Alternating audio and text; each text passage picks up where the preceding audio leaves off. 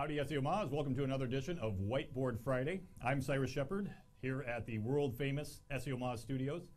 Today we're going to be talking about building high reward future-proof links.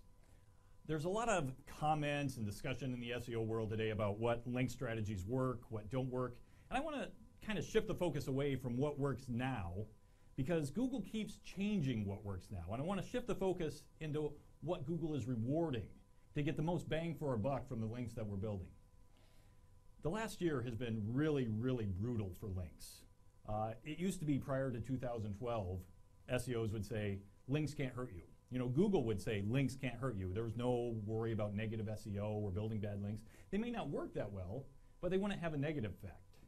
But then in the last year, in 2012, Google brought the hammer down. And I made a list of different link building strategies that people have tried over the years, from good to bad, all the way from paid links and link wheels up to content marketing and user-generated content and real company stuff. In 2012, we saw Google draw a line in the sand. And pretty much after that point, if you were using these unnatural, low-quality types of links, for the first time in the history of SEO, bad links could hurt you. And it really confused and scared a lot of webmasters. Google started sending out unnatural link warnings, and it's been really kind of hard to define what an unnatural link warning is, but they generally have three characteristics. Unnatural links, the kind that Google doesn't like, are typically scalable. They can be automated somehow, sometimes. They create patterns that Google can detect to their algorithms. You know, either over-optimized anchor text or network of blogs or something like that, but they create patterns that aren't found in the wild. And more often than not, they're the types of links where you, the SEO, the webmaster, controls the anchor text. And that's kind of a funny concept, that you're building links, that you're putting links out there on other people's sites, but yet you're the one that controls the anchor text. And that's a pretty defining characteristic of what Google would call an unnatural link. The high reward link, on the other hand, the kind that Google seems to reward with higher rankings, with better indexing and crawling, are links that aren't easy to scale. You can't just pop them into a crawler and scale them out throughout the web or pay somebody to build them for you. There are very few patterns that Google can detect, and more often than not, you don't control the anchor text, which is a completely more natural state if you think about it. If people are linking to you, if it's an editorial type link, you probably don't have control over how people are linking to you. And those are the high reward type links that people like.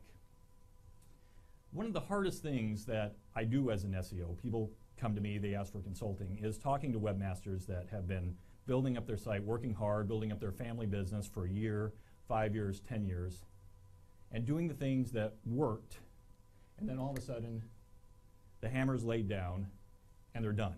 Their business is evaporated, they're laying off people, they don't know what to do, and they have to start over. Their income's up. That is so hard. And we know from Google statements, we know from watching Google over the past year, that this line is moving. The threshold for unnatural links keeps getting broader as Google gets better and better at finding these patterns and rooting out these unnatural links. So as SEOs, we need to stop asking what works now and think about high reward links. Because if you're just working on what works now, this line is going to keep jumping, and we're going to be left on the other side of that line. Now, some of these tactics on the border, a lot of people are asking, well, what about infographics? I hear they're going to be next. What about guest blogging? I hear that's going away, or press releases. Are those working? Well, let me share some startling news with you. It's already happened. It's already happened. Now, I know what you're saying. You're saying, Cyrus, wait, people are using infographics. They're ranking for it. I'm using guest blogging, and it's working for me. Yes, of course, these tactics do work, but the problem is a lot of people are using these techniques the unnatural way. And we see this all the time. People spammy guest blogging with those unnatural author profile links or infographics with all the exact same anchor text, over 100 blogs, and they aren't ranking for their terms.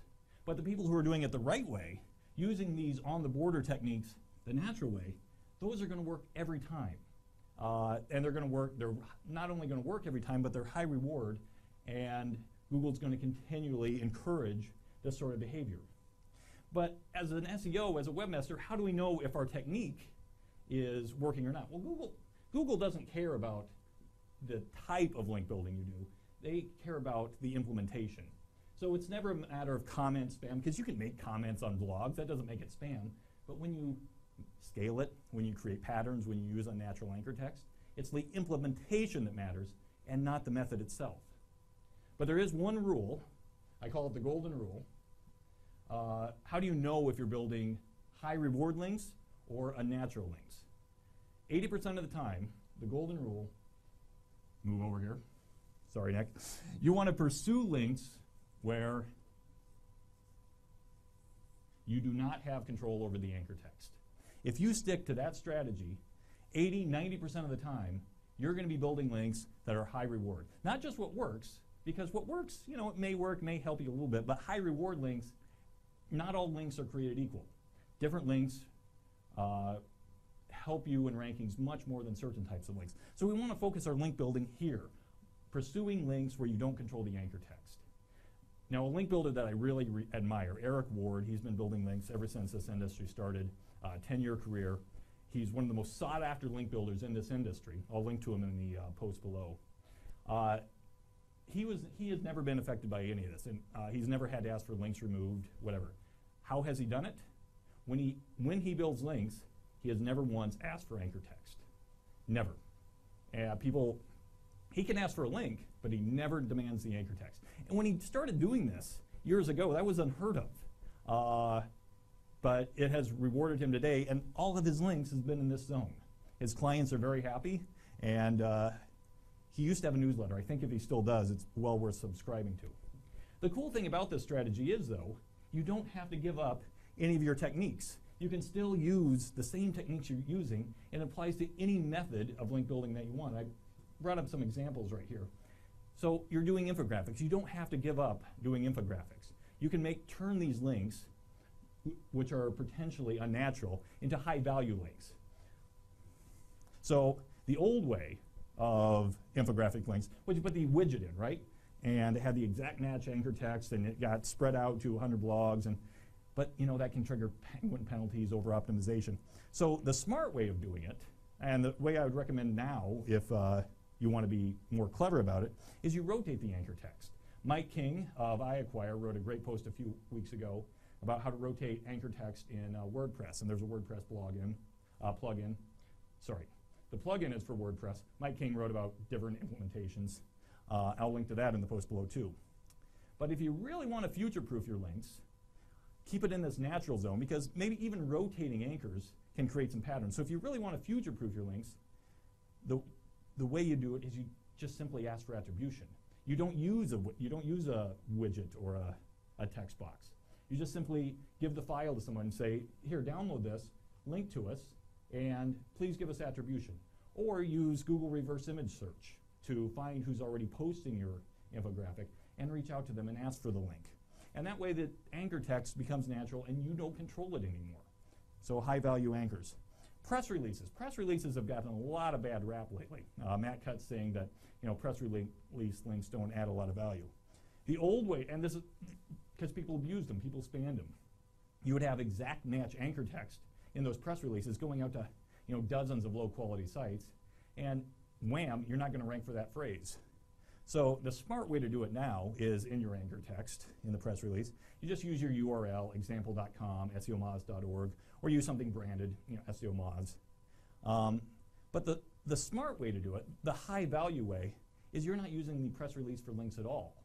And that's the way press releases were intended for. Use your press release to draw attention to some linkable asset on your site, not the press release itself. And then the press release goes out to hundreds of journalists, and hopefully, if your linkable asset is strong enough, say a new tool or a company announcement or stats or report that you put out, and then all these journalists and news organizations start linking to your work.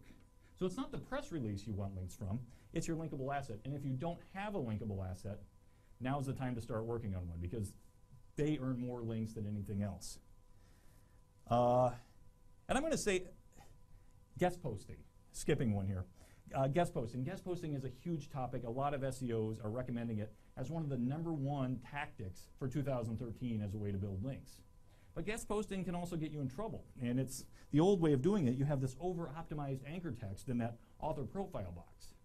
But if you look at the type of links targeted by Penguin, targeted by over-optimization penalties, those over-optimized text links get you in trouble. If your text link is dental hygienist Dallas over and over and over again across hundreds of blogs, that's going to get you in trouble.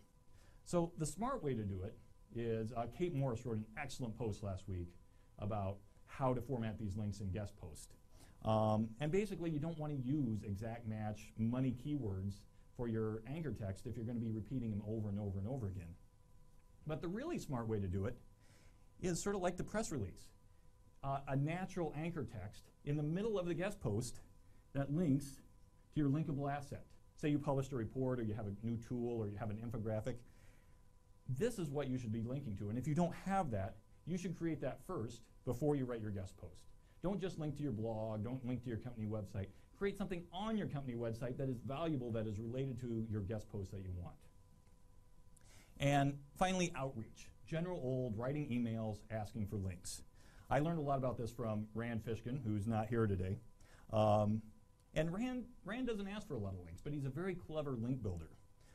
You know, in the old days, people would write these outreach letters and they just ask for anchor text. Could you please link to me? And do it this way. Today, the smart way is you might influence the anchor text. Hey, check out my blog about SEO tactics, and you'd link to SEO tactics, hoping that they would link to it the same way. But the really smart way of doing outreach in this natural, not controlling anchor text sort of way is simply don't ask for a link. Ask for a share instead. When you write an email, say, hey, we have this great resource. We want to get the word out about it. Would you share it with your audience? Well, if they're going to, 6 times out of 10, they'll actually put it on their blog or their website, and you'll get the link anyway with that natural anchor text. The other times, they'll share it with their social network on Twitter or Facebook, exposing it to thousands of people and potentially getting many, many more of these natural anchor text than you would have received anyways. So going forward, you have a choice. You can do what, you can ride this line and do what works today and risk continually getting bumped, continually getting overtaken by Google's algorithms. But really, I want to encourage us to go for the high value, high reward links for higher rankings, safe SEO, and so we're happy, wealthy, and sunny.